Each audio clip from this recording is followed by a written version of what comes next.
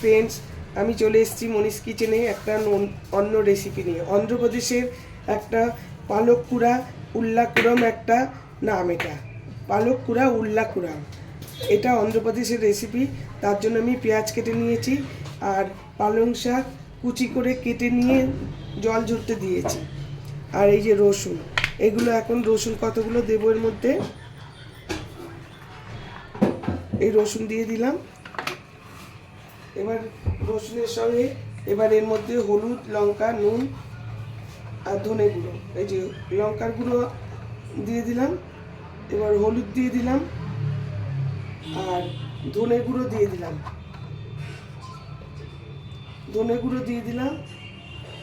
আর নুন দিয়ে দিলাম, আর একটু দেবো, তেঁতুল দেবো। তেঁতুলটা শক্ত হয়ে রয়েছে, তাই জন্য তেঁতুলটা আমি এর সঙ্গে স্ম্যাশ করতে পারছি না।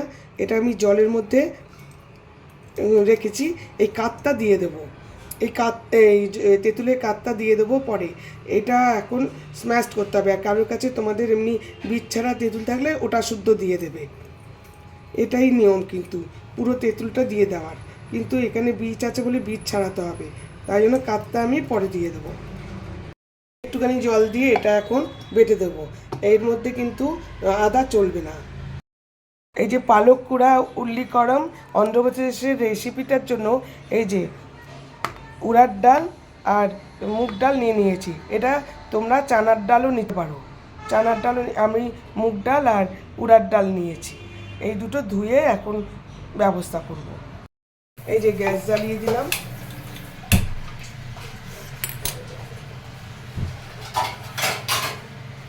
এবার প্যানটা একটু গরম হওয়ার পরে তেল দিয়ে দিচ্ছি। তেল দিয়ে দিলাম পরিমাণ মতো, বেশি তেল দেবে না, এখন তো কেউ বেশি তেল দেয়ও না। এর মধ্যে তেলটা গরম হোক, তার মধ্যে আমি দিচ্ছি নেক্সট প্রসেস দেখাচ্ছি।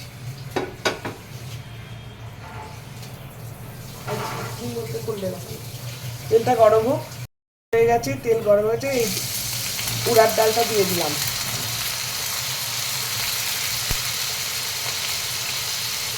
এবার মুগ ডালটা দিয়ে দিলাম,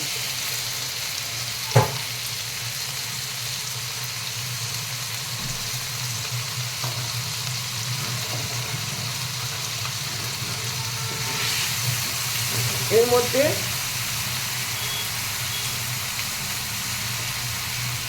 দুটো শুকনো লঙ্কা দিয়ে দেবো, দুটো তিনটে শুকনো লঙ্কা দিয়ে দিলাম, একটু জিরে দিয়ে দেবো, একটু জিরে দিয়ে দিলাম,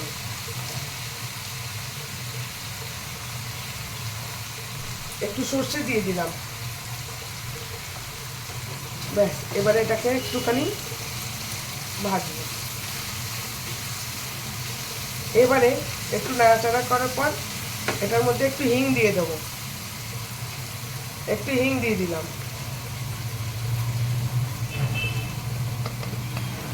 একটু হিং দিয়ে দিলাম।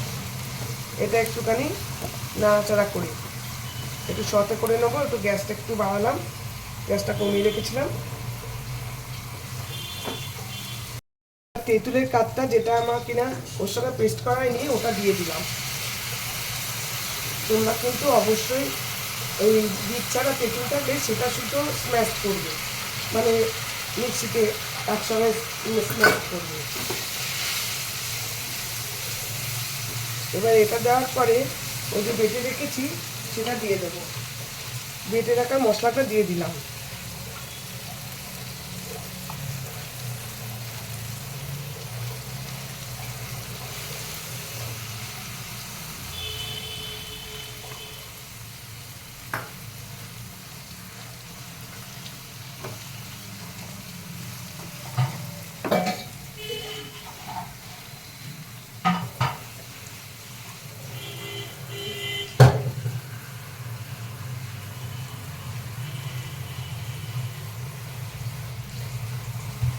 ধোয়া জলটা দিয়ে দিলাম। এবারে এটা অনেকক্ষণ সতে করব, যতক্ষণ না তেল বেরোচ্ছে। Next process. এই যে অন্ধ্রপ্রদেশের রেসিপি পালক কুড়া তিল্লি পুরাম, এটা এখন তেল উঠে গেছে, তেল ভেসে উঠেছে। এইবার আমি পালং শাকটা দিয়ে দেব। এটা অন্ধ্রপ্রদেশের একটা রেসিপি। জল ঝরতে দিয়েছিলাম তো, পরিষ্কার করে ধুয়ে, কারণ শাকে প্রচুর ধুলোবালি থাকে, নোংরা থাকে, তাই জন্য এটা এবারে মিশিয়ে দেব। দিয়ে কমিয়ে ঢাকা দিয়ে দেবো মিশিয়ে। খুব সহজ পদ্ধতি রান্নাটার। তোমরা মুগ ডালের জায়গায় চানা ডালও দিতে পারো, উড়ার ডাল কিন্তু লাগবে, মুগ ডালের জায়গায় চানা ডাল দিতে পারো। আর তেঁতুল অবশ্যই দেবে, নাহলে এই রান্নার কোনো বিশেষত্বই থাকবে না। এটা একটা অন্ধ্রপ্রদেশের রেসিপি।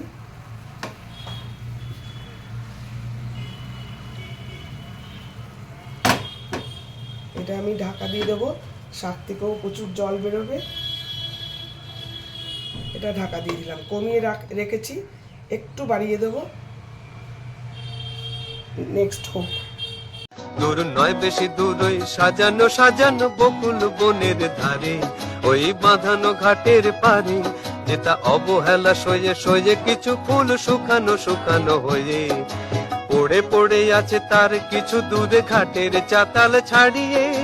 ওখানে আমার মাতাল হৃদয় সেদিন গিয়েছে হারিয়ে। যা যা গেছে তা যা, যা যা গেছে তা যা, যা যা গেছে তা যা, যা যা গেছে তা যা। সুখ সারিরা সেখানে কুজনে কুজনে দুজনে গাহিয়া যেত, ওই নদীটি বহিয়া যেত।